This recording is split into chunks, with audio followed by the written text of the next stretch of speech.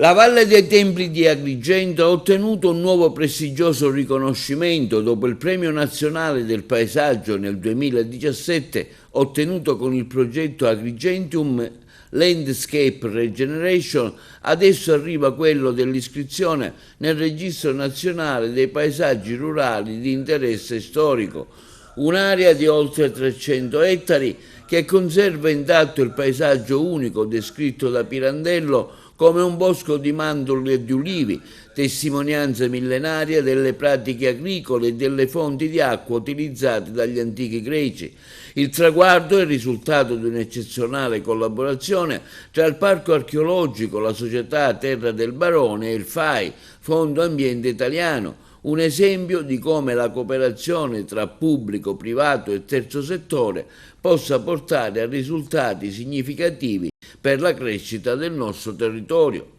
Proporre un'offerta integrata del territorio consentirà di accrescere l'attrattività turistica con un effetto moltiplicatore e quanto affermato dal Presidente della Regione Siciliana Renato Schifani, aggiungere un tematismo come quello della sostenibilità rurale a un'area oggi conosciuta prevalentemente per il suo inestimabile valore archeologico, che già peraltro sito UNESCO è un valore aggiunto che può portare ulteriori positive ricadute economiche e incrementare i flussi di visitatori.